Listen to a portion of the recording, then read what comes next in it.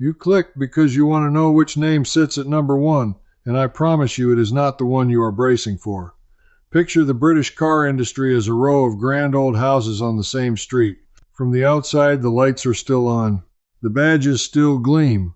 But behind 6 of those front doors, the floorboards are rotting. And by the time we reach 2026, some of these names may barely be standing. That is the puzzle I have been pulling apart for weeks, and I want to lay every piece of it out in front of you tonight. Here is what I found, stated plainly before we begin. 6 car brands that Britain either built, owns, or proudly claims are quietly sliding toward the edge, and the one in the top spot is a name so famous, so wrapped in leather and heritage, that almost nobody expects to see it on a list like this.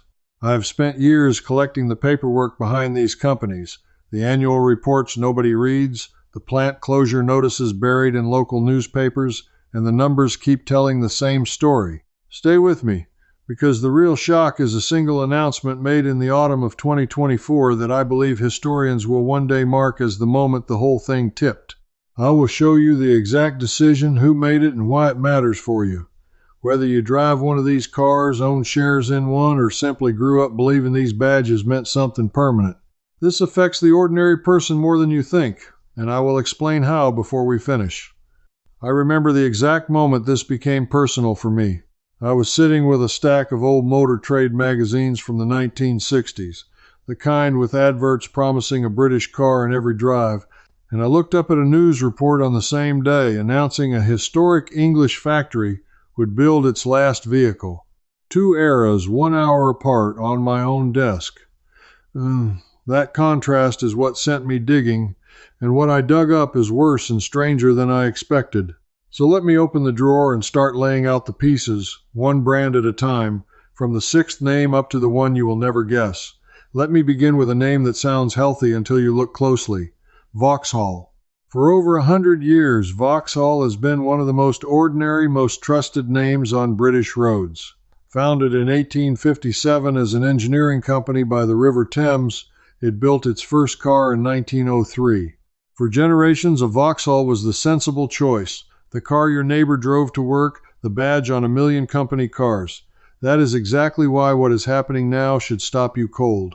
In the autumn of 2024, the parent company that now owns Vauxhall, a giant called Stellantis, confirmed it would close its factory in Luton. Luton, a town so tied to Vauxhall that the football club is nicknamed after the industry, where families worked the same production lines across 3 generations. That plant had been building vehicles since 1905. More than a century of continuous work ending. The official reason given was the shift to electric vans and the pressure of government rules on how many electric vehicles each maker must sell. But here's the piece that should worry you, and I will come back to it. Vauxhall is no longer really deciding its own future. The decisions are being made far from Britain, by people looking at spreadsheets, not at streets. Therefore, the question stops being whether Vauxhall survives as a logo, because a logo can survive forever. The real question is whether Vauxhall survives as a British carmaker in any meaningful way, or whether it becomes a badge stuck onto a design drawn up in another country entirely. And once you start asking that question, you cannot stop asking it about every other name on this street. Which brings me to the 5th name, and this one hurts, because it is pure driving joy in metal form. Lotus. If you have ever heard someone say the phrase "add lightness," that came from the mind of Colin Chapman, the engineer who founded Lotus in 1948. His whole philosophy was genius in its simplicity. Do not make the engine bigger, make the car lighter. A Lotus was never about brute force. It was about balance, feel, the sense that the car and the road were having a conversation. For decades, that idea made Lotus one of the most respected sports car makers on earth, punching far above its size. So how does a company built on that beautiful idea end up in trouble? Follow the money. In 2017, Lotus was bought by the Chinese automotive group Geely, the same group that owns Volvo. At first, that looked like salvation. Fresh money, new investment, ambitious plans.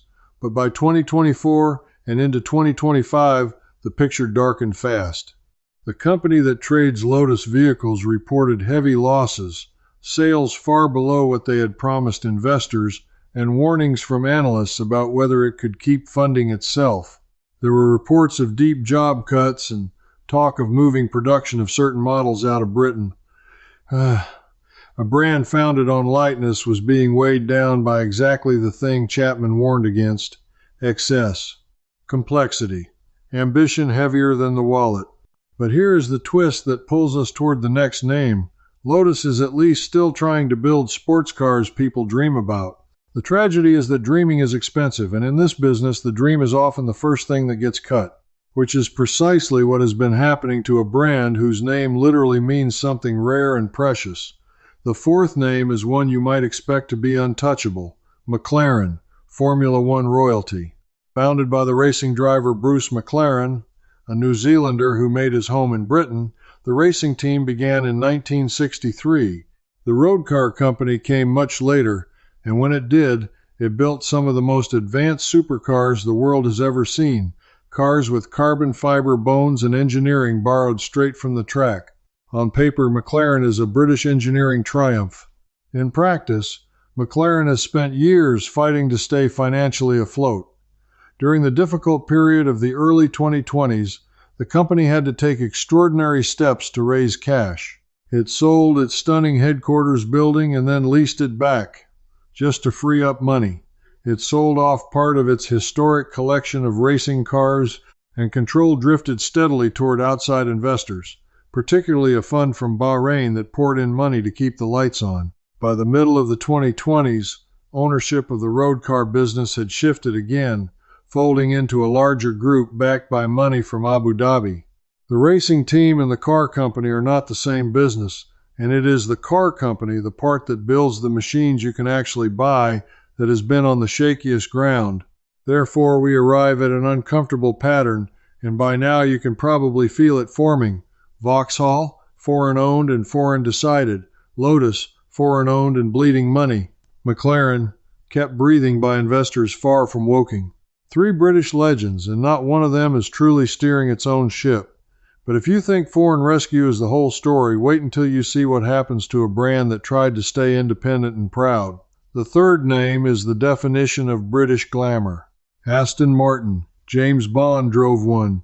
Kings and film stars have owned them. Founded in 1913 by Lionel Martin and Robert Bamford, the company took the second half of its name from a hill climb race at a place called Aston Clinton. For more than a century, Aston Martin has meant elegance, hand-built luxury, and a growl from the engine that makes people turn their heads. And yet here is a fact that stunned me when I confirmed it in the records. Across its long history, Aston Martin has gone bankrupt or come to the very brink of collapse an astonishing number of times. Some counts put it at 7 separate occasions. 7 times this glamorous name has stared into the abyss. Now look at the modern chapter. Aston Martin became a publicly traded company in 2018, listing its shares on the London Stock Exchange with enormous fanfare. Investors were promised the next great luxury success story. Instead, the share price collapsed. The company has raised money again and again, diluting the people who believed in it early, taking on debt, changing bosses at a dizzying pace. It brought in fresh backing, including money linked to Saudi Arabia and to the Formula One entrepreneur Lawrence Stroll, who became chairman and poured his own fortune into keeping the dream alive. And still the losses piled up year after year, with the company repeatedly warning that its sales targets would not be met. A brand that sells cars costing more than most homes has struggled to simply break even. But here is the paradox that should make you lean forward. Aston Martin sells beauty, it sells emotion, it sells a fantasy so powerful that people line up to pay whatever is asked. If a company like that, with a product people genuinely adore, cannot make the numbers work, then what does that tell us about the whole British car business? It tells us the problem runs deeper than any single badge. And it sets up the second name, a brand caught in a very different kind of trap. Before I reveal the second name, I want to stop and talk directly to you, because I know exactly what some of you are thinking right now. You are thinking this is a story about the rich. Supercars. luxury shares, boardroom battles and glass towers. You are thinking none of this touches your life, your driveway, your budget. I promise you the next few minutes are for you specifically, the person who just wants a reliable car that does not cost a fortune to run, and I am going to show you exactly why the collapse of these brands lands in your pocket, not theirs. Here is the plain truth. When a car maker gets into trouble, the first thing to suffer is not the flashy new model, it is the ordinary owner. When factories close and companies merge, the supply of spare parts for older cars dries up. I have watched this happen with my own eyes, tracing it through owners' clubs and repair forums. A part that once cost 30 pounds and sat on a shelf in every town suddenly becomes a rare item, hunted across the internet, priced at 3 or 4 times what it should be, because the company that made it has shut the line down or been swallowed by a foreign owner who sees no profit in supporting old models. So here is something you can do today, with no special tools and no expert, using only what you already have. If you own a car from any brand that looks shaky, and I have named several tonight, start building your own small parts store now, before the trouble deepens. I learned this trick from an old rule that mechanics used during the lean years of the 1970s, when the British motor industry was falling apart the first time around. They called it laying down the spares. It simply means buying the 2 or 3 parts most likely to fail on your specific car while they are still cheap and common and putting them on a shelf in your garage. The service items, the common sensor, the trim piece that always cracks.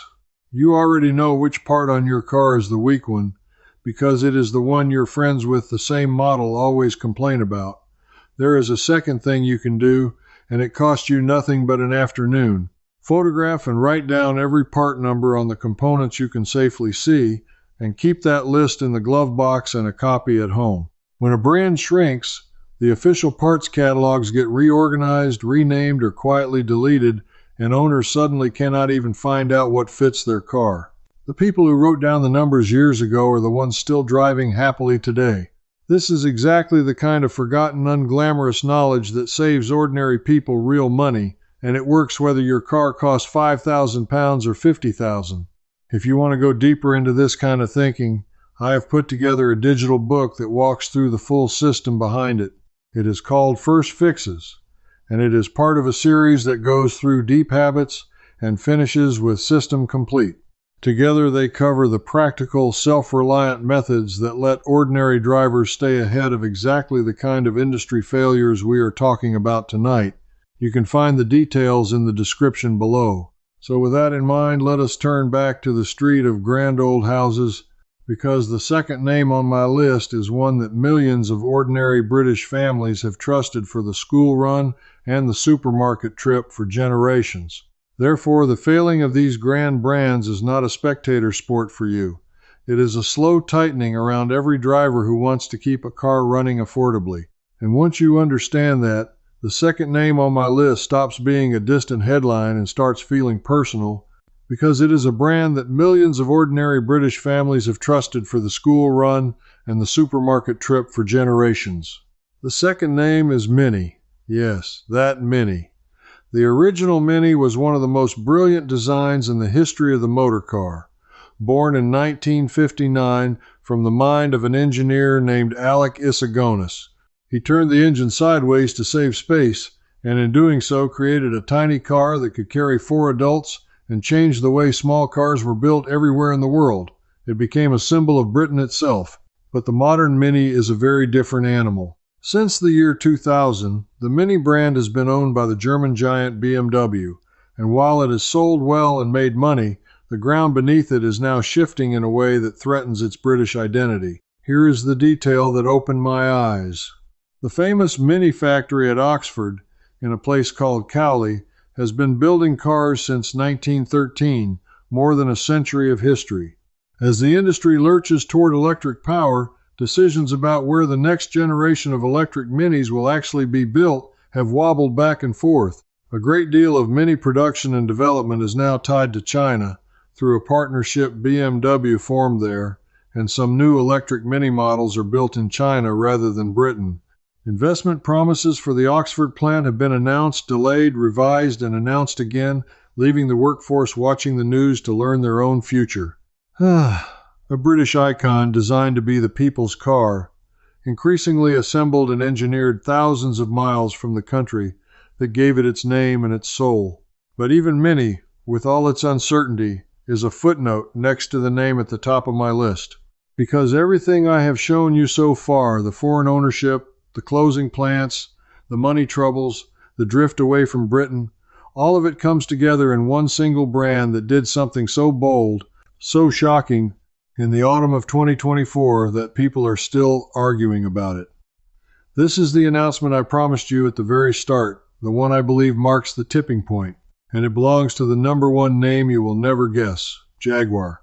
Let me sit with that for a moment, because Jaguar is not just any brand. Jaguar is the sound of a 1960s film chase. Jaguar is the leaping cat on the bonnet. Founded in 1922, originally making motorcycle sidecars of all things, the company that became Jaguar grew into one of the most romantic names in all of motoring. The E-Type, launched in 1961, was called by some the most beautiful car ever made. Jaguar meant grace, pace, and space.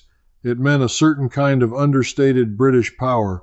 It was owned by the Indian company Tata, which had for years been widely praised for reviving both Jaguar and Land Rover and pouring in serious investment. So why is a brand with an owner willing to spend money sitting at the top of a list of the failing? Here is what happened, and here is why it is the twist of the whole story. In late 2024, Jaguar announced it was not just launching a new car. It was reinventing itself completely. It revealed a new logo, a new look, and a bold rebrand, and it did so with a promotional film that contained no cars at all. Let me repeat that, because it is almost hard to believe. A car company released a major advertisement to relaunch itself, and there was not a single car in it. Instead, there were models in bright, unusual clothing, bold colors, and the slogan "Copy Nothing." The reaction was instant and enormous. The film was viewed and mocked and debated millions of times. Longtime enthusiasts were baffled and furious. The value of the brand, the emotional bond built over 100 years, was suddenly the subject of ridicule around the world. And here is the strategic gamble underneath it. Jaguar decided to stop selling cars almost entirely for a stretch of time, deliberately going quiet, killing off nearly its whole existing range, in order to relaunch as a maker of very expensive, all-electric luxury cars aimed at a completely different, wealthier, younger buyer. The company essentially chose to walk away from the customers who had loved it for decades and bet everything on customers it did not yet have. For a long window across 2024 and into 2025, Jaguar was barely selling new cars in some markets at all. A brand that once sold in huge numbers pressed pause on itself, hoping to be reborn. Therefore, this is why Jaguar sits at number one, and why you would never have guessed it. The other brands are failing the ordinary way, through money troubles and foreign decisions and closing plants. Jaguar is attempting something far riskier. It is betting its entire identity, its whole 100-year history, on a single dramatic reinvention, and if that bet fails, there is no gentle decline to fall back on, because it has already thrown away the old business on purpose. It is the highest stakes gamble in the modern British car industry, and nobody yet knows how it ends. Now let me give you the piece I have been holding back, the part of my research that I believe reveals the real pattern behind all 6 of these names, the secret hiding underneath the headlines. Because when I laid all these stories side by side on my desk, I noticed something that the news reports covered one at a time but never connected. Go back to 1968. In that year, the British government helped push together a huge merger, creating a company called British Leyland, which brought almost every famous British car name under one roof. It was meant to be a national champion, a giant strong enough to take on the world. Within just over a decade, it had partially collapsed and had to be rescued by the taxpayer, and over the following years the great British names were sold off one by one to owners around the world. I found the pattern in the old records, and it stopped me cold. Every single brand I have named tonight can trace its current trouble back to that same unhealed wound. The British car industry never truly recovered from the way it broke apart in the 1960s and 1970s. It simply passed from owner to owner, each new hand promising a rescue. And here is the secret finale, the thing that almost nobody says out loud. The lesson buried in those old British Leyland documents from 1968 is that a car brand does not die when it stops making money. It dies when it forgets who it was for. British Leyland failed because it stopped listening to ordinary drivers and started chasing plans drawn up in offices. And look at the list tonight. Vauxhall, decided from abroad. Lotus, chasing a heavier dream. Aston Martin, selling to the few. Mini, drifting from home. Jaguar, walking away from the very people who loved it. Every one of them, in its own way, is repeating the exact mistake that broke the industry the first time.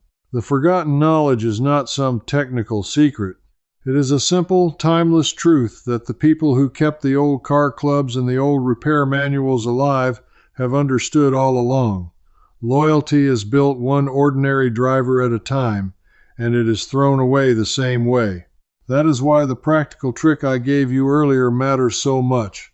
Laying down your spares, writing down your part numbers, keeping your own car alive with your own hands. Because the one thing this whole story teaches is that you cannot count on these companies to look after you. The people who preserve that self-reliant, hands-on knowledge, the ones who never fully trusted the promise of endless convenience, are the ones who will still be driving comfortably, while others are stranded waiting for a part that never comes. So here is where we land after all of it. What you are watching across these 6 names is not really 6 separate stories. It is one long story. The slow forgetting of who these cars were always meant to serve, and if you have ever felt that the things built to last are being quietly taken from us and replaced with something thinner, tonight you saw the proof stretched across an entire industry. You are the kind of person who senses when something real is being hollowed out and dressed up as progress, or you would have clicked away 20 minutes ago. That instinct is worth trusting. And it is exactly the instinct these companies are betting you have lost. Now I want to hear from you, and I want you to be specific. Of the 6 names I laid out tonight, which one shocked you the most sitting where it did? And do you honestly believe Jaguar's enormous gamble, walking away from its own history with that carless advertisement, will save it or finish it? Tell me in the comments below, and tell me where in the world you are watching from. Because I read these, and the stories you share from your own driveways are half of what sends me back into the archive. Say it plainly. I want to know. If you felt something click into place tonight, then you belong with the rest of us who are quietly recovering the practical, hands-on knowledge that convenience tried to bury, one forgotten method at a time. That is what this is really about. Next time, I am opening the drawer on a different mystery entirely. I found an old fuel-saving method printed in a wartime driving guide that let ordinary motorists squeeze noticeably more miles out of every single tank using nothing but a change in how they use their own 2 feet. And I will show you the exact document. Stay close, because that one changed the way I drive, and I think it will change the way you do too. We just walked this street together, but we only opened the front doors. Inside my membership, the Old Ways Society, I hand you the full collapse dossier, picking up right where we stopped. In there you can ask me your own question, and I answer you myself. Not some machine. And you won't be alone. You belong here. Just point your phone's camera at the code on screen. Cancel any time. 1 click. I'm glad you're here.